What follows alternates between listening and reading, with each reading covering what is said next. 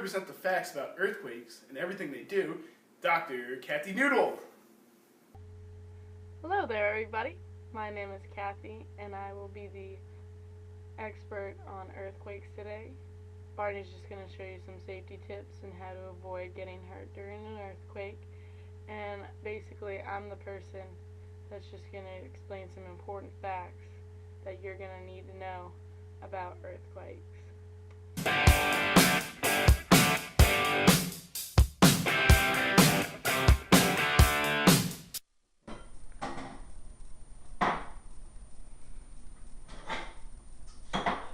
Mom loves when I sweep the floors. Earthquake! This is what you shouldn't do, kids, during an earthquake. Watch and listen carefully. Earthquake!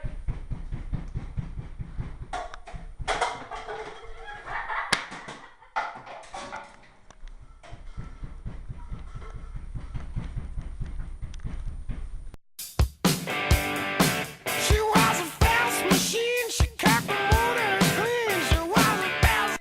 Wait, what should I do? Well, the most dangerous place is being the kitchen because you have all these cups and glasses that can fall out. And then you got the windows that can break through an earthquake. I know you may think an earthquake's fun, but it's really dangerous. You have the appliances, which could break off and cause a gas leak. You have all these power outages that can cause because of the pipes breaking. Now the safest place you can go is underneath a table or a desk or in a door frame like this.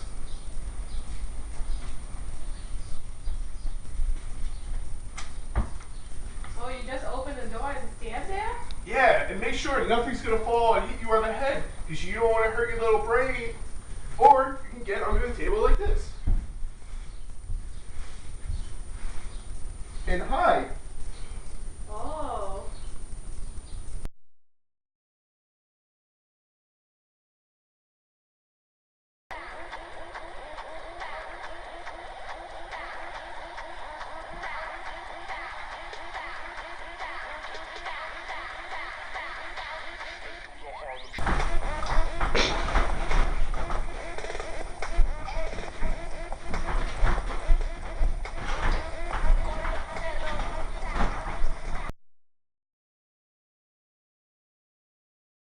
Damn woman that I ever seen, she had the saintly eyes.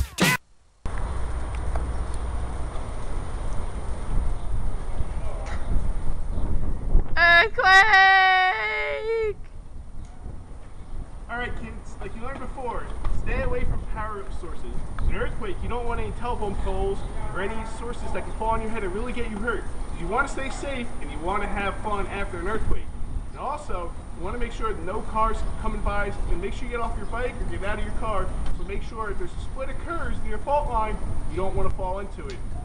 So, like we learned today kids, be safe. Alright kids, this is what not to do during an earthquake.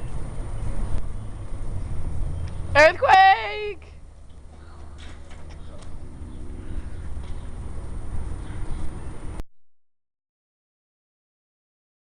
Collapses, and all my stuffed animals are ruined. Who pays for it? So kids, as you learned today, earthquakes can be very deadly and very costly. So, the main thing to recuperate your losses during earthquakes is to have insurance. The main things that cause insurance are the fault lines. So if you're near a fault line, you want to make sure you have enough insurance to pay for all your stuff in the houses and make sure you have your house able to be built. If you don't have insurance, you're not going to have a good time and it's going to cost a lot of money. Make sure you have insurance because not under homeowners insurance, you need a whole separate policy. Knocking me out with those American thighs. Now, you might be asking yourself, what exactly makes an earthquake occur? Well, earthquakes usually take place when tectonic stress builds up to a point where rocks rupture. Take a look at these stress-strain diagrams. Taking more than a share, had me fighting for air. She told me to come, but I was already there. These ruptures often occur along existing zones of weakness, which are normal, reverse, and strike slip faults. 'Cause the wild world started shaking, the earth was quaking, my mind was aching, and we were making it, and you shook me all night long. One of the things that make earthquakes so deadly is because earthquakes start fires. Fires are started by power lines and ruptured gas lines. It's very hard to extinguish fires during an earthquake because of all the damaged roads and overwhelmed emergency response facilities. Yeah, you shook me all night long. Another thing that earthquakes can trigger are avalanches and landslides. These can be triggered by earthquakes if the ground is unstable and a big shake comes around. It's going to make things fall.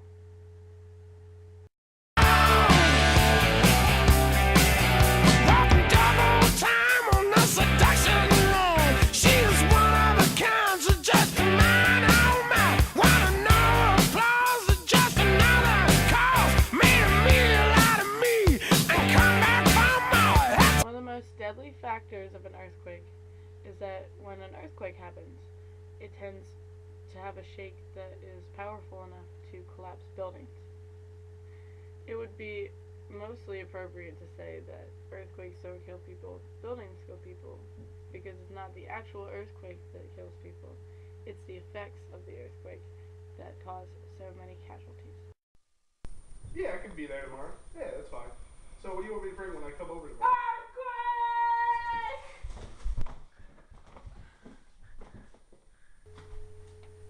Another result from earthquakes are tsunami. Tsunami can take place far away from the epicenter of the earthquake. They are usually caused by breaks in the fault line that create waves in the ocean which build up over the course of its lifetime into large waves that devastate the coastal regions.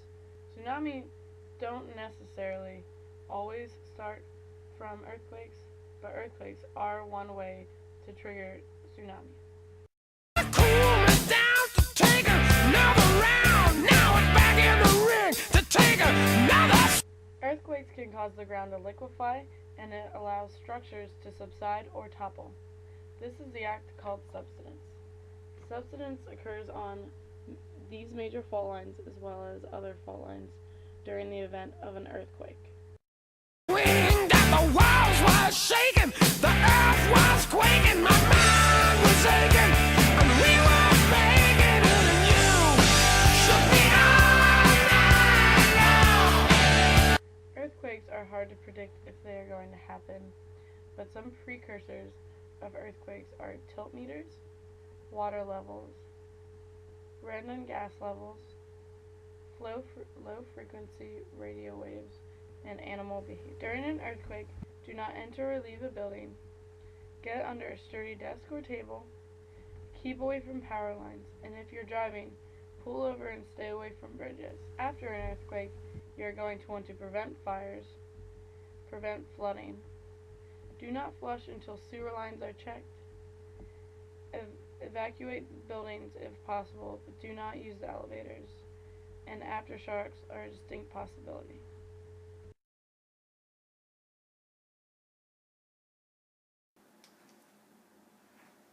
Hey Noodle, did you hear about the new Energizer flashlights? No, I didn't.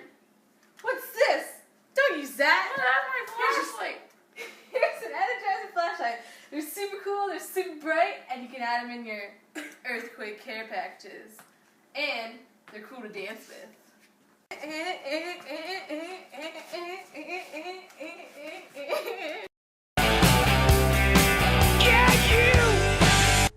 Here are some tips on how you can prepare yourself for an earthquake. Number 1. Choose your home wisely. Stay away from fault lines. 2. Don't put any heavy stuff up high. In case of an earthquake, you don't want those heavy things falling on your head. 3. Secure gas appliances, because gas appliances can get damaged during earthquakes and create fires. 3. Know how to shut off gas, electricity, and water. 4.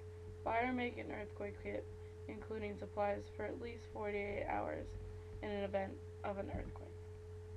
So, now that you know everything about earthquakes and the safety behind them, now you need to know how to prepare for them. So Sally and I are going to make a homemade kit for you. She's going to read off the list, and I'm going to demonstrate what goes in the kit.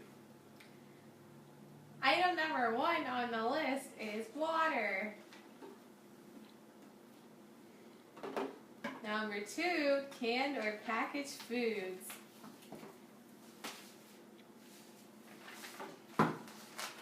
We also need to add a manual can opener. And flashlights for everyone in the family. Working batteries. Emergency cash monies. Tools in case anything breaks, like gas leaks. Medications in case you get headaches. A first aid kit if we get a boo-boo.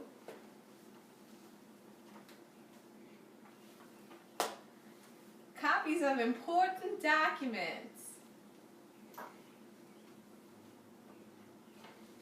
Pens and pads.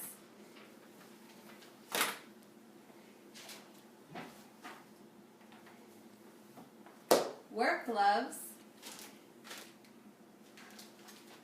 Protective goggles for everyone in the family. And heavy-duty plastic bags. Also, if you have a pet, you can include pet food, a leash, and a carrier, and some other optional items you can add are road maps, toilet paper, hygiene supplies, blankets, sleeping bags, and comfortable and dry clothing. Hey guys, thanks for watching our safety video on earthquakes. Stay safe. And here are some bloopers. Fine. Yeah, make sure to read the computer. When earthquakes go wrong.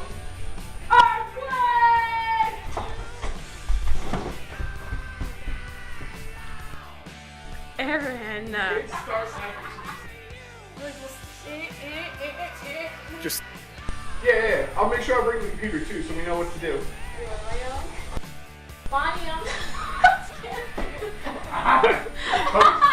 Aaron.